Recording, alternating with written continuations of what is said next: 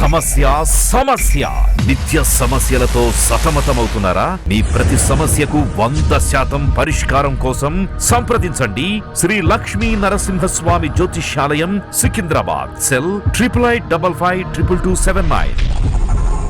నమస్తే. ప్రస్తుతం మనతో పాటు ఉన్నారు సీనియర్ జర్నలిస్ట్ భరద్వాజ్ గారు. సార్ నమస్తే అండి.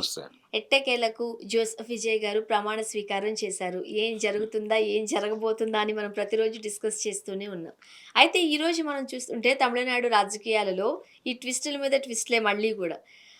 అన్నా డిఎంకేలో చీలిక ఏర్పడుతుంది. ప్రమాణ స్వీకారానికి కూడా 2 వర్గాలుగా హాజరు కావడాన్ని చూసాం నిన్న మనం.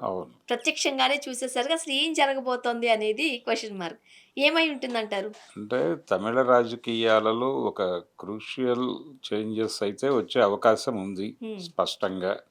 అంటే దీనికి కేవలం ఈ ఎన్నికల తర్వాత వచ్చే ఎన్నికల నాటికి కాన్షియస్గానే ఏడీఎంకేని తుడిచిపెట్టాలి అనే ఒక ప్రోగ్రామ్ డిజైన్ అవుతుంది అక్కడ. ఏడీఎంకేని అంటే ద్విముఖ పోటీ ఉండాలి తమిళ రాజకీయాల్లో అని కోరుకుంటున్నారు. ఏదైనా సరే 2 పార్టీలే ఉండాలి, మూడో పార్టీకి త్రిముఖ పోటీ ఉండరాదు అని స్టాలిన్ గారు అనుకుంటున్నాడు బలంగా.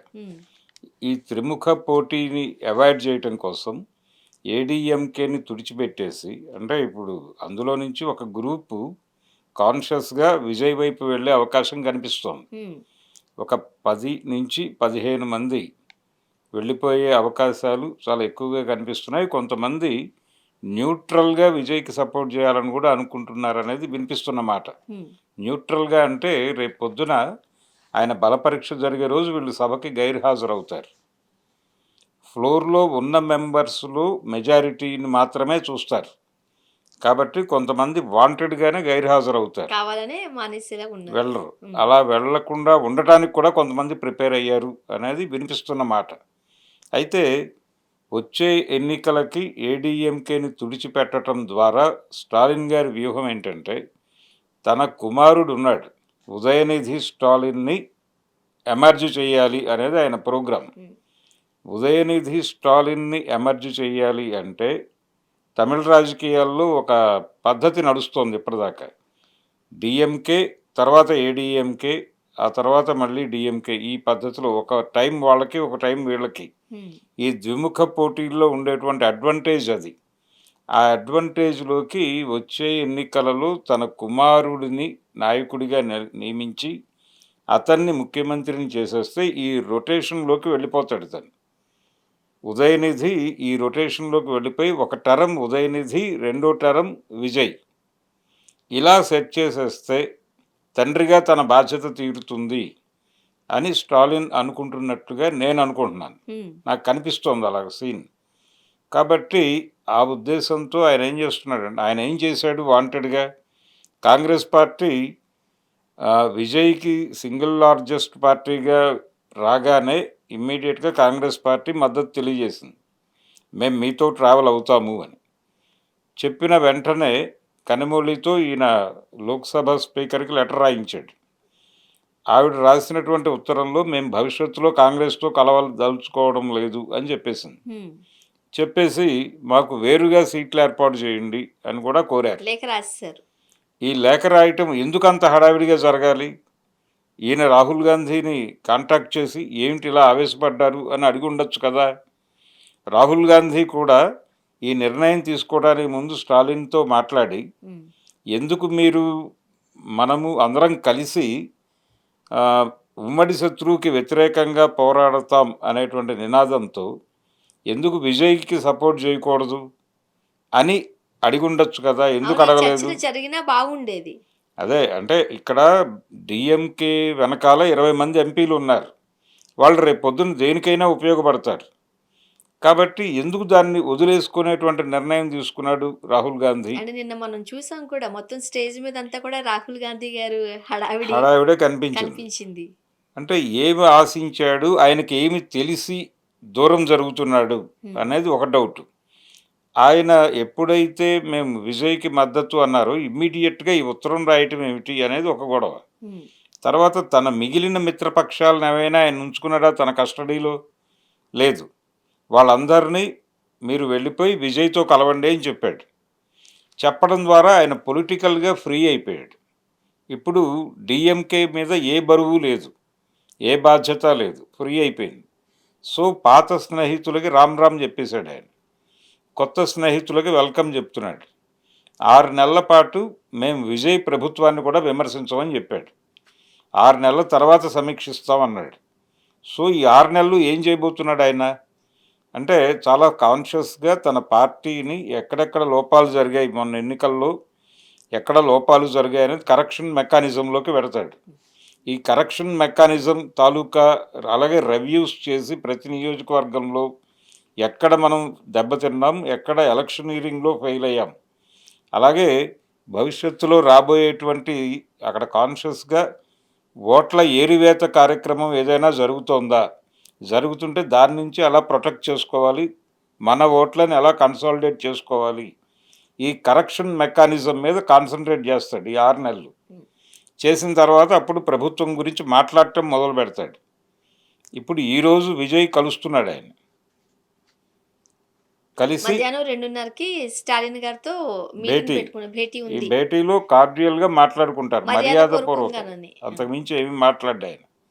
అయితే ఆయన వ్యూహం ఏంటంటే, విజయ్ టీవీకే పార్టీ ఒక పోటీదారుగా ఉంటుంది తమిళ రాజకీయాల్లో, దానికి కౌంటర్ పోటీదారుగా డిఎంకే ఉంటుంది, అంతే, ఇంకెవరిని ఉంచరు అక్కడ. అండ్ ఇంకొకటి, ఇంతకుముందు మీరు చెప్పినట్టు ఇప్పుడు రాహుల్ గాంధీ గారు కావచ్చు, అయితే స్టాలిన్ గారితో మాట్లాడి ఉండొచ్చు. అండ్ ఇంతకుముందు మీరు ఈ మాట కూడా అన్నారు, విజయ్ మర్యాదపూర్వకంగా స్టాలిన్తో మాట్లాడున్నా కూడా బాగుండేది ఈ రోజు అందరినీ కలిసి ఉంటే బాగుండేది అని అన్నారు. బట్ ఈ రోజు ప్రమాణ స్వీకారం అయిపోయిన తర్వాత చాలా మర్యాదపూర్వకంగా 1 by 1 విజయ్ గారు వాళ్ళ ఇంటికి వెళ్ళి కలవడానికి స్కెడ్యూల్ రెడీ చేసుకున్నారు. అవును. ఈ పరిణామం ఎట్లా చూడాలి? అంటే ఆయన ఏమనుకుంటున్నాడు, ఆయన అంతరంగం ఏమిటి అనేది తెలుసుకోవటం అవసరం ఇతనికి. అండ్ మరొకటి, తొలి సంతకానికి సంబంధించి కొంచెం డిఎంకే కూడా ఫైర్ అవుతుంది అని కూడా మనం చూస్తూనే ఉన్నాం. అవును, అంటే వాళ్ళు పెద్దగా సీరియస్గా ఇప్పుడైతే అటాక్ చేయాలనే మూడ్లో లేడు ఆయన. కాకపోతే కార్డియల్గా కలుస్తాడు, వినయంగా మాట్లాడతాడు ఈయన. ఆయన కూడా ఈయన మీద విమర్శలు ఏమీ ఎక్కువ పెట్టడు. చెప్పారు కదా, ఒక 6 months టైం ఇస్తాము, అవును, చూస్తాము. ఆమోదించి ఆశీర్వదించి పంపించేస్తాడు, అయిపోతుంది. ఆయన ఉద్దేశం అదే. ఆయన ప్రోగ్రాం ఏమిటంటే, కొత్త స్నేహం ఎవరితో చేస్తాడు స్టాలిన్ గారు అనే యాంగిల్లో చూస్తే, వచ్చే ఎన్నికల నాటికి ఈ పార్టీలన్నీ టీవీకేతోనే ఉంటాయి.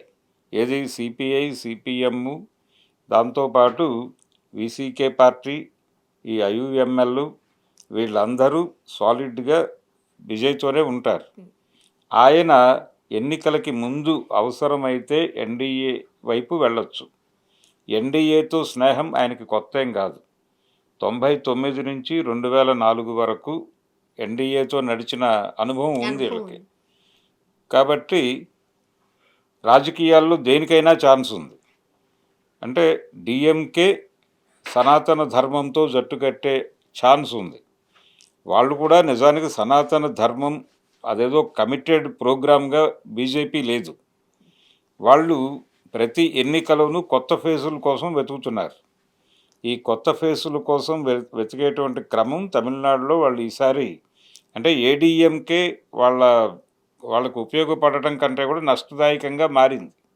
సో ఏడీఎంకే వెళ్ళిపోతే మంచిదని వాళ్ళు అనుకుంటున్నారు. వెళ్ళిపోతే సమర్థుడైనటువంటి నాయకుడు స్టాలిన్ మనకు ఉంటాడు కదా అనేటువంటి అభిప్రాయంతో వాళ్ళు ఉన్నారు. కనుక ఇప్పుడు స్టాలిన్తో స్నేహం చేసే ఛాన్స్ అయితే బలంగా కనిపిస్తుంది ఎన్డీఏ. అంటే ఇప్పుడు చిన్న చిన్న విషయాలకు సంబంధించిన కాంట్రవర్సీస్ అయితే నడుస్తూనే ఉన్నాయి. వందే మాతరం గీతాన్ని పూర్తిగా ఆలపించడాన్ని వీసీకే తప్పుపడుతోంది. అవును, అంటే వీసీకే ఏం జరగబోతోంది బల నిరూపణ టైంలో? తమిళ జాతీయ గీతం అనే దానికి కదా నువ్వు ప్రాధాన్యత ఇవ్వవలసింది. అనవసరంగా ఈ గొడవంతా ఎందుకు, గవర్నర్ గారిని మెప్పించడానికే ఈ తాపత్రయం అనేది మాట్లాడారు. అలాగే ఆయన డ్రెస్ మీద కూడా చర్చ జరుగుతోంది తమిళ రాజకీయాల్లో. అంటే గతంలో ఎంజీఆర్ కావచ్చు, కరుణానిధి కావచ్చు, వీళ్ళందరూ సాంప్రదాయ వస్త్రధారణలోనే అడ్డపంచ కట్టుకుని వచ్చి వాళ్ళు ప్రమాణ స్వీకారం చేశారు. ఆ ఆహార్యంలో ఉన్నారు. దాదాపు వాళ్ళ పొలిటికల్ లైఫ్ అంతా అదే నడిచింది. కానీ ఈయన దాని నుంచి ఒక టర్న్ తీసుకున్నాడు. తీసుకుని అలా బ్లేజర్ వేసుకుని వేదిక మీదకి రావటం అనేది ఒక మోడర్న్ అప్పీల్ ఇచ్చింది, కానీ సాంప్రదాయానికి భంగం చేశాడా ఈయన అనేటువంటి అభిప్రాయం చాలామందిలో దొరుకుతోంది. సరే, ఆ గొడవ పక్కన పెట్టేస్తే ఇక్కడ కాన్షియస్గా విజయ్ వర్సెస్ డిఎంకేగా సీన్ మారబోతోంది. రాబోయే ఎన్నికల్లో ఈ రెండు పార్టీలు తలబడతాయి. ఈ రెండు పార్టీల మధ్య ఏడీఎంకే పంపకంలోకి వెళ్ళిపోతుంది. ఈ పంపకం పూర్తయిపోయిన తర్వాత ఆ పార్టీని తుడిచిపెట్టేసి ఒకవేళ ఉన్న అవశేషంగా ఉంటుంది అంతే. విజయకాంత్ పార్టీ ఉన్నట్టుగా ఈ పార్టీ కూడా ఉంటుంది. కానీ ప్రధాన పోటీదారులు వీళ్ళిద్దరే. అంటే ద్విముఖ పోటీని ఉంచటం కోసం స్టాలిన్ పావులు కదిపాడు. కదిపి పొలిటికల్గా తనని తాను ఫ్రీ చేసేసుకుని కొత్త స్నేహితుల కోసం డోర్లు ఓపెన్ చేసి పెట్టాడు. కొత్త స్నేహితులు స్పందించడానికి కూడా సిద్ధంగా ఉన్నారు. ఇంకొంచెం టైం పడుతుంది అంతే. చూడ నిశ్చితంగా చూస్తే ఏం జరగబోతుంది అనేది అర్థమవుతుంది మనకి. కాన్షియస్గా ఇదే జరగబోతోంది. డిఎంకే ప్రయాణం భవిష్యత్తులో కనుమరుగయ్యే అవకాశాలు ఉన్నాయి. డిఎంకే ఉంటుంది, అన్నా డిఎంకే ఉండదు. అన్నా డిఎంకేని క్లోజ్ చేసేస్తారు. లేవు, ఉన్నా కానీ ఏదో నామినల్గా ఉంటుంది అంతే. వీళ్ళిద్దరి మధ్య పోటీ ఉంటుంది. టీవీకే వర్సెస్ డిఎంకే అన్నట్టుగా తమిళ రాజకీయాలు నడుస్తాయి. ఈ ప్రోగ్రామ్ ఏంటంటే ఇప్పుడు 5 years విజయ్ చేస్తే నెక్స్ట్ 5 years జనాలు ఆల్టర్నేటివ్ కోరుకుంటే ఉదయనిధి సీఎం కావాలి. ఉదయనిధిని సీఎం చేసి ఈ రొటేషన్లో సెట్ చేసేస్తే తండ్రిగా ఆయన బాధ్యత అయిపోతుంది స్టాలిన్. ఇది ప్రోగ్రామ్. అలా తమిళ రాజకీయాలు ముందుకెళ్లే అవకాశం ఉంది ఇప్పుడు. Thank you sir. Thank you.